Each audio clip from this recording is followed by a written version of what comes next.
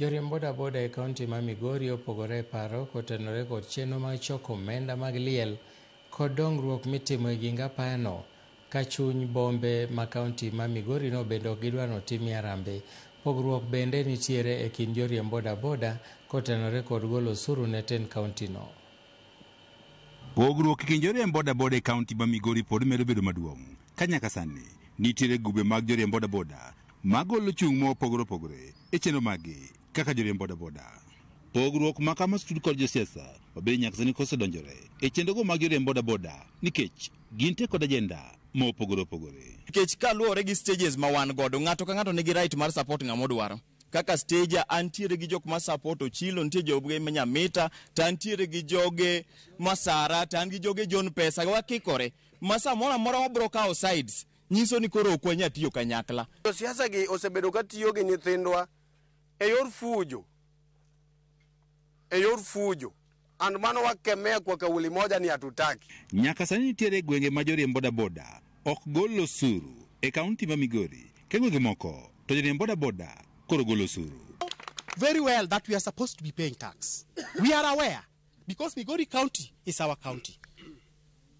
But there are some agreement we made with the county government. Out of the 3, we have received none.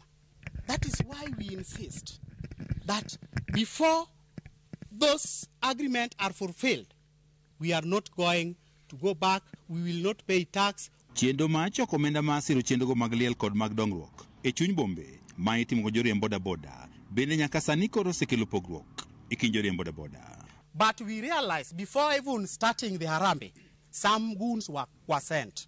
And when they came to the ground, they were telling us that they will not allow us to conduct any fund drive there, any Harambe, without consulting the county government. Moko joriemb bodaboda mowuok e sub-county ma Suna West wach ni piny oselony kendo ok ginyal yie chenro mar choko omenda kata goyo harambe ma itimo e chuny bombe kata e genge apeyni e kaunti ma Migori.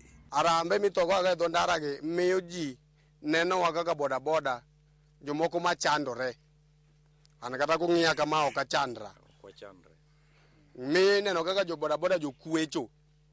To wan mano nwasea e team wa motelne gi president marwa Stephen Ochingo Kwanyo. Ng'ato koto sol ne ure stage. We uru to kwa jie pesa dho ndara. Harambe mag dho ndara ma ng'ato picha ni ringo dho ndara left right, hiyo tumekataa na tunakemea kwa kauli moja. Wach mar harambe mithogo ago e stages ma jo stages ni roketwa gi thogo aga harambe ma giketwa go lweny gi jotelo gi ok wadware chakre kawuono. Bende wadwa ni governor ochung farm na harambe moro amora migo e town ok wadwar. Omiyo harambe migo e chuny town kakelo burugo mondo chik go nyithindwa ok wabidwaro. Wakwayo ni ka ng'ato nigi harambe oter kama owinjore, kwa mfano sani skul olor. Wakwayo ni ka nitie harambe kata nitie choko moro amora iter kuonde machalo Migori Primary. Kata bende joriemb bodaboda osebedo ka ywago rochruok mag arita kwe e kaunti ma Migori.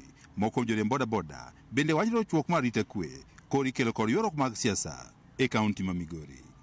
Utema ne mondo uluongnwa PS ubedo kode piny mondo one kako nyalo timonwa issue mar security niendi, nikech kama wachope niendi issue is than security. Itafute mbinu yoyote ya kutupatia ulinzi.